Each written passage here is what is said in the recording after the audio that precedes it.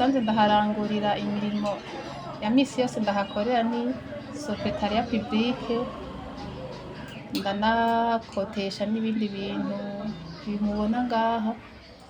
Mu mugambi wa secretariat publique tukoramwo ibintu vya photocopie, saisie et impression, turagira birya vyo gusikana ari nk'umuntu ashaka kubirungika kuri email, ku matelefone bishaka kuja kure, hama tugakora n'amafoto pasiporo, amafoto arya ari muri cadre A4 na A3, tugakora amaferipare. Umugambi nawutanguye ndi jenyene, mu nyuma turakorana n'uwundi muntu umwe. Nari mfise imashine imwe n'agafotokopieze kamwe. Ngitangura ukuntu nakora nariyaranje uburyo bwose kuko nari mfise fotokopieze ntonyi idashobora kumfasha ivyo ndiko ndakora, ugasanga hari ivyo nshoboye gukora ntakoreye ngaho, ugasanga ndagiye ahandi ngo bamfashe, bikanduhisha cane. Hari ivyo nari mbuze ntashobora kuronka kubera uburyo buke. Ubu icahindutse kubera yuko hariho ibindi naciye nongerako kubera irya mfashanyo ya payeje baduhaye. Narahavuye ndagura imashine nininya ifasha kugira vya bindi ntari nshoboye. Ndagura na Epson yo gusohora amafoto kuko kare ico gihe sinashobora gukora amafoto, ama invitation kuko ntari mfise iyo mashine kandi ndabishoboye.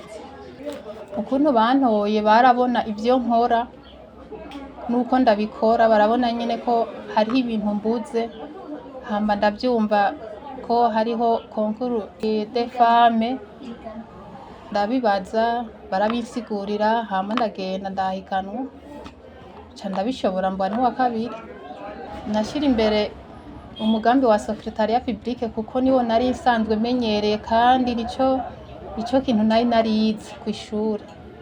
Akarusho nagize kuri uwo mutahe narose nuko imashine ntari mfise nayirose, iramfasha gutera imbere. Ivyo ntari mfise ndabironka.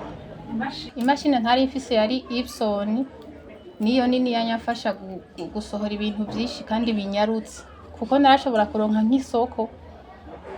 Nk'akarorero nararonka isoko, hari ishuri ngahonye rya materinere barampa isoko ngo ndabakorere ibitabo, nkaca mbura imashine nokoresha. Rero ubu maze kuyironka iyo mashine ndakora ibitabo vy'amashuri nk'amashuri 9.